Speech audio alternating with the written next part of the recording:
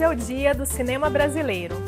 O cinema é uma forma de contar quem a gente é, de mostrar as nossas histórias, o nosso olhar, a nossa cultura.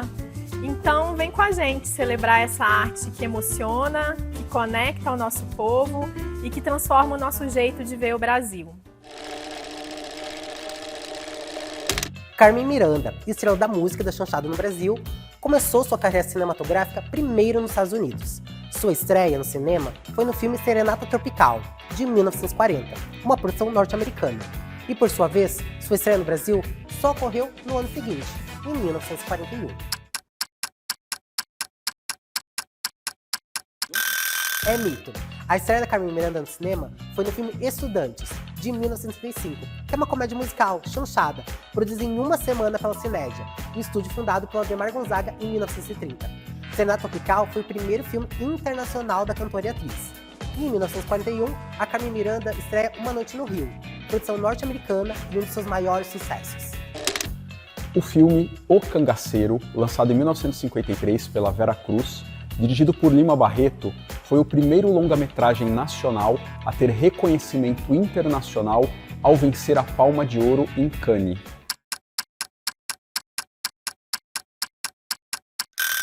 É mito. O Cangaceiro não foi vencedor brasileiro da Palma de Ouro em Cannes.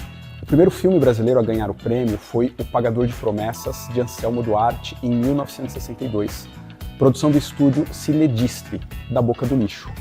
O Cangaceiro foi provavelmente o primeiro grande fenômeno brasileiro no mundo.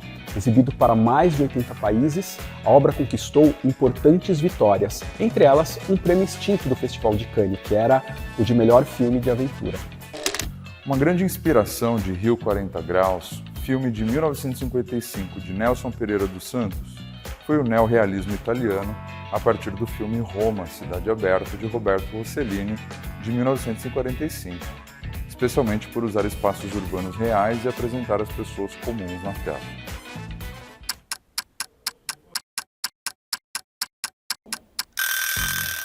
Verdade!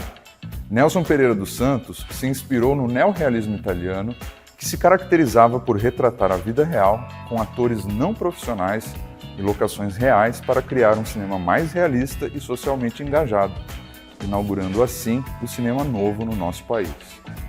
O filme mostra a vida cotidiana de crianças negras do Morro do Cabuçu, que vendem amendoim nos pontos turísticos do Rio de Janeiro, e inovou ao fazer do cinema nacional um espaço de evidência à exclusão e às desigualdades sociais. O filme Dona Flor e Seus Dois Maridos, de Bruno Barreto, de 1976, é ainda hoje a maior bilheteria do cinema brasileiro, com mais de 10 milhões e 735 mil ingressos vendidos.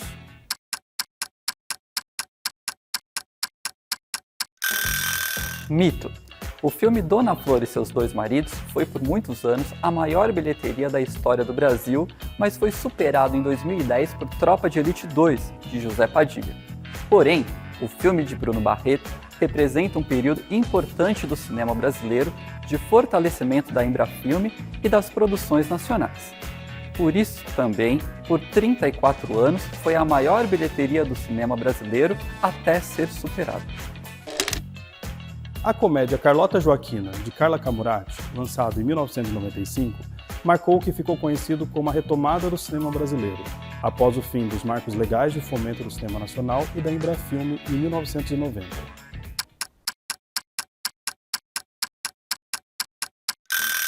Verdade! O filme de Carla Camurati é amplamente reconhecido como o marco inicial da retomada do cinema brasileiro, um período de ressurgimento da indústria cinematográfica nacional.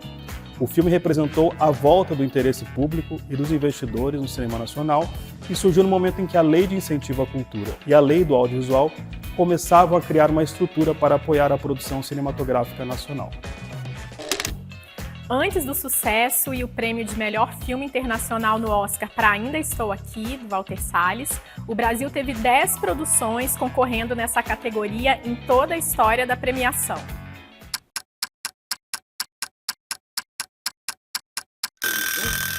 É mito. As produções nacionais que concorreram ao Oscar de melhor filme internacional foram 4. Além de Ainda Estou Aqui, a gente teve Central do Brasil, O Que É Isso, Companheiro, O Quatrilho e O Pagador de Promessas. O que a gente teve foram outros filmes nacionais concorrendo em outras categorias, como O Menino e o Mundo, para melhor animação, e Uma História de Futebol, que concorreu a melhor curta-metragem ficcional.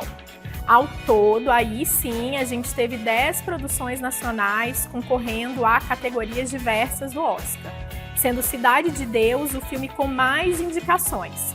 Ele concorreu a melhor diretor, a melhor fotografia, a melhor roteiro adaptado e a melhor montagem. O filme Limite, de Mário Peixoto, lançado em 1931, foi o primeiro longa escolhido pelo Instituto Film Foundation, liderado pelo diretor Martin Scorsese, para ser restaurado no Programa de Preservação da Memória do Cinema Mundial.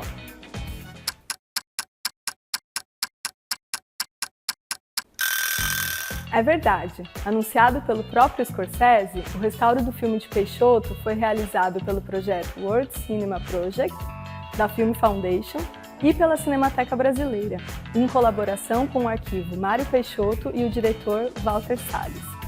De acordo com Scorsese, em entrevista em 2015, o filme Limite é tecnicamente inovador, de um expressionismo cheio de imaginação, profundamente poético e uma obra surpreendentemente madura e provocante.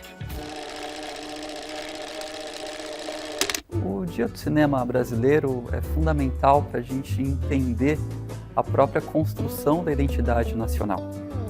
E faz parte de uma história de mais de um século de resistência, mais de um século de luta, mais de um século de pessoas que desbravam esse caminho, esse percurso do audiovisual, que parte lá desde a produção até a pós-produção.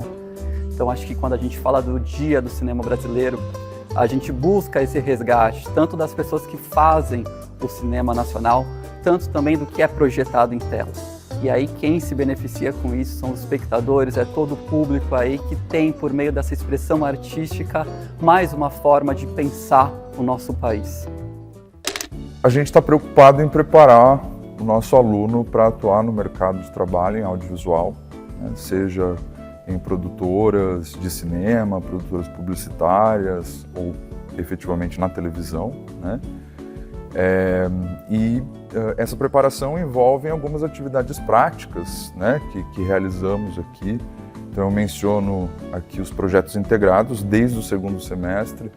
Os alunos de produção audiovisual e de rádio e TV realizam projetos de documentário e posteriormente curtas-metragens de ficção. E também não posso deixar de falar do estágio, né? Então os estudantes, os alunos, eles podem fazer estágio no nosso núcleo audiovisual, tendo aí uma experimentação com atividades de pós-produção, gravação e produção de vídeos.